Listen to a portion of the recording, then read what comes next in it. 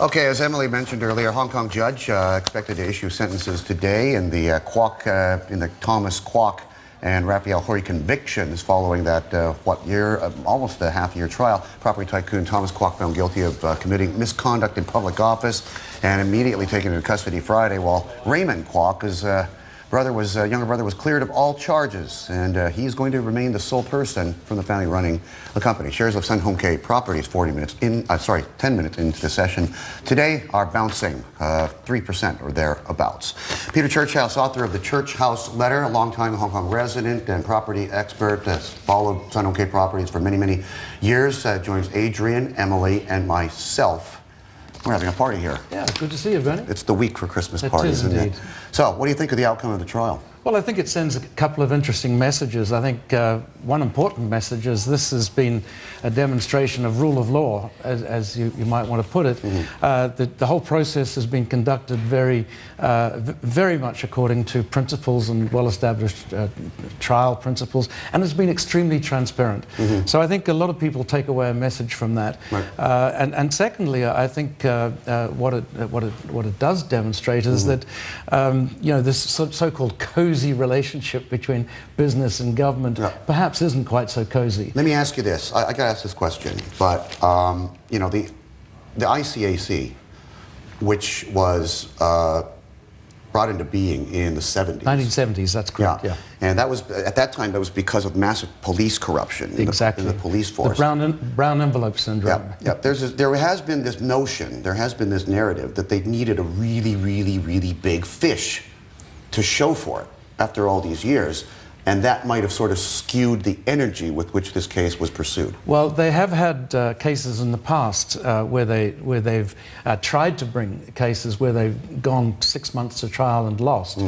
So there has been that question that perhaps they haven't always been on the steadiest of ground in these cases, and there has been a little bit of a tendency, I think many people think, to chase the small fish rather than the big fish. Right. But I think this does demonstrate that they're not afraid to take on the tigers, and that's probably a good thing from the point of view of perception of Hong Kong as a rule of law place and as corporate governance and so on. I think that should be seen as very positive, and perhaps a lot of people are thinking that perhaps our friends north of the border might be taking a leaf out of this book. Right. Weigh in here? So, Peter, I think you made a very important point that this demonstrates the rule of law, and also with the ICAC, I think their prosecution record's actually been pretty good. You know, we were looking at that just when this case was announced a few years ago.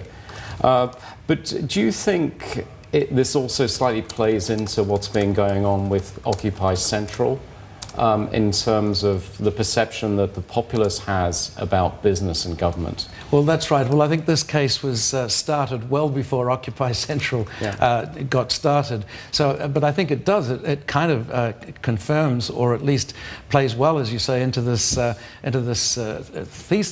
theory that perhaps the government and the business section have been a bit too cozy, and this demonstrates that perhaps the government is prepared, or at least the judiciary is prepared to take these people on where it sees fit.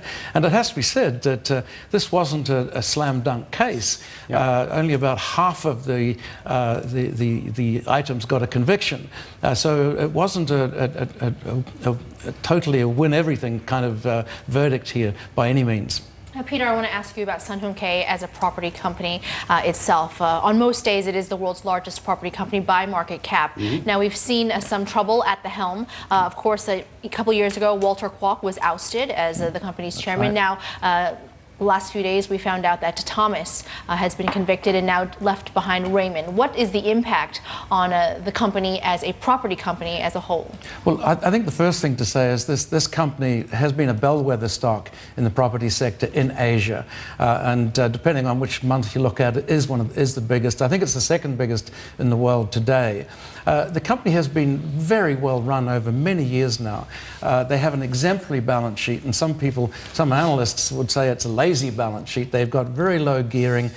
They build premier properties that attract premium prices, and they've done this very, very well. They've gone from being a pure developer for sale kind of business to one which has a huge portfolio of recurrent income producing properties, which gives them a lot of stability and a lot of recurrent cash flow. In fact, some studies I did some time ago suggested this is one of a handful of Asian property companies that would meet the Warren Buffett criteria for inclusion in a Berkshire Hathaway portfolio. It's one of about 4. Peter, has this case shown that the traditional way of how tycoons have benefited from property here, the whole structure, the whole notion of that has to change? This isn't the first time that an iconic property tycoon family has had trouble.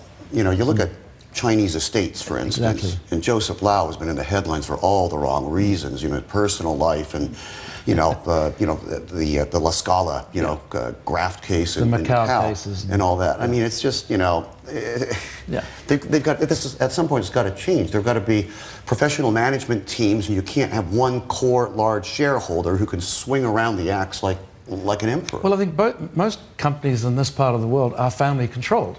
And this company is the same as just about every other company in this town, even in other sectors, not just real estate. But I think that this company in particular has got a pretty deep bench, and the company has been well run for many years by a pretty good team of professionals. Now, Raymond, who's now going to basically take over, I've always known him as being a bit more of a strategic thinker, whereas Thomas has been very much more the hands-on kind of guy looking at the land sales and stuff like that. Thomas's wife, Ingrid Kwok, is very talented in her own right. She's been very active in the company and has really led some of the premium developments in the retail space. She's often been rather amusingly called the biggest buyer in the world of taps and doorknobs, because she's run a lot of the procurement in the Sun & Kai properties business. So she's again still there, and as I say, the bench is pretty deep. So right. I don't have a lot of problems going forward here. Yeah, I think that's right. I mean, Sun & Kai did a lot of contingency plans after this court case was announced. What we see is a bit of an overhang being removed. I think the movement we've seen in the share price today sort of reflects that. But you look at, they've expanded the size of the board. We've now got 12 executive directors on the board. As Peter says, the bench is pretty decent within this company, and the quality of particularly the investment property assets is very, very high. right. Before we brought you on, Peter, Adrian and I were having a discussion about post-civil service. And it is very, very common in a place like Hong Kong. You run through you become secretary of this, secretary of that, and then you run out and you're forced to retire at whatever it is, 55 for some and then 60 for others. And then you take jobs with property conglomerates. You know who I'm talking about, right? Yes, We had Yang Kai-yin, right? I believe he went to Sino, I think, years ago. And there was Nicky Chan went to Chung Kong, and, Right. and Hong Kong Electric.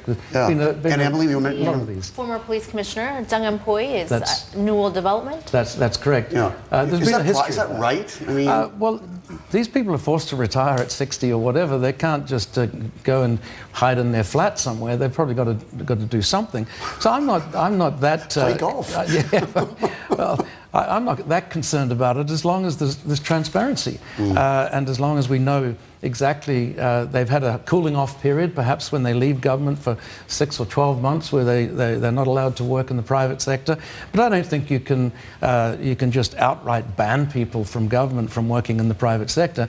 I think a cooling off period and transparency are keys to make sure that everything's proper and fair and square and above boards. Well, I'll tell you what, we'll save this conversation or debate for another day, because after considering the kind of pensions that some of these civil Indeed. service mandarins get, and then they land jobs like this, it's, I don't know, but we'll leave that for now. Hey, that Merry today. Christmas, okay? And you too. All Have right. a good one. Any big plans for either of you? I know Adrian's going to, I'm going to Myanmar, Burma. yeah, Oh, that's a Wow. lovely place. it's pretty adventurous. Yeah. Well, it should be interesting. Yeah, you'll need you to report back, okay? Tell us what the trip was We'll like. report back. Particularly, you're worried about the creature comforts in Burma, aren't you, before you go? Well, you said that you're staying in a place priced like a five-star hotel. We'll see if it acts like one. Are you going to be on a boat? Well, I've been in Myanmar earlier this year, so I shan't be going there. No, we're staying in Hong Kong. We have a grandchild expected in the coming week, so we want to be around for that. Well, congratulations on that in advance. Thank you, in advance. Welcome to the new member of the family. Let's hope it all works out. Emily and I are working. Goodbye, Peter, and thanks to Adrian and, of course, my partner, Emily. Coming up is U.S. President